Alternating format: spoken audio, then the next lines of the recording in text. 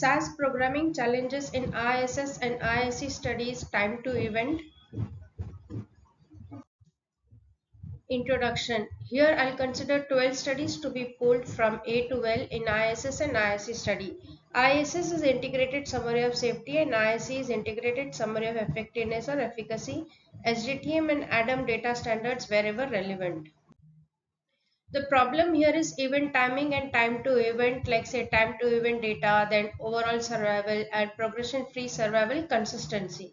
There is no consistency across all 12 individual studies, so that is the problem. The time origin, the censoring rules are different, then the event definitions they differ, like say for example progression date source.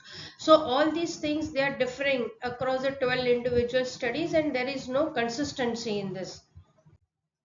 The solution here is again a harmonized event definition, that is the first priority, and censoring rules in pooled SAP.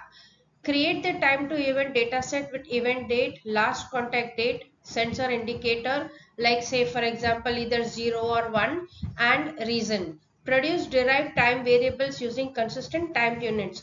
Now whenever you are trying to generate the harmonized event definitions, the very first thing is you need to pick up the 12 individual studies, identify whether any definitions are mentioned in their individual SAP, and based on those 12 different definitions, you need to come up and sit together with the principal investigator or with the medical team or with the sponsor or with the biostatistician or with all the stakeholders, and then come up with the finalized harmonized event definition that will be implemented in pooled ISS and ISE SAP.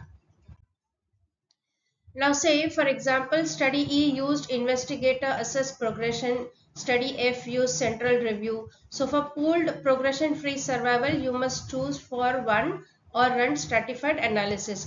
So how do you overcome this? So you overcome this by defining PFS event date priority, whether the central review should be greater than investigator greater than imaging date. Then you can build the progression free time, which is equal to progression free event date minus randomization date. Then add this PFS event source variable and perform sensitivity analysis. Now the SAS hint here is you can create priority logic and use colons in SQL stick to pick first non-missing.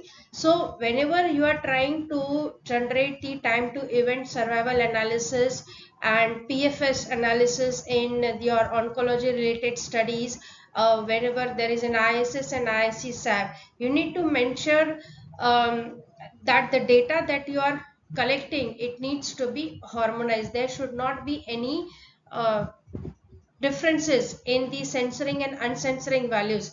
Like say in certain study 0 and 1 is not used, some other indicator is used, like say 0 and missing or missing and 0 or vice versa.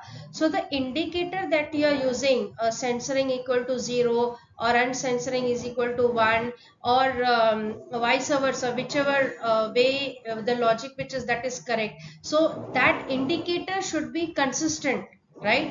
And if you think that in some of the study the indicator was wrongly assigned in terms of censoring and uncensoring, what need to do is you need to go back and check with the stakeholders who had executed that particular study and who had generated those statistical analysis, and then you need to come up whether should we include this specific individual study in ISS and ISE SAP. And then once you finalize with the sponsor and all the stakeholders, and then you should go ahead, because what happens is one wrong analysis in any one individual study will give you the entire analysis wrong, in the ISS and ISE SAP. So this is very critical, especially when you're working with censoring and uncensoring indicators in survival analysis. So always keep this in mind, especially in the oncology studies. Many thanks for watching my video and happy learning. Please like, share, subscribe, leave a feedback comment. Many thanks for your support and having great connection.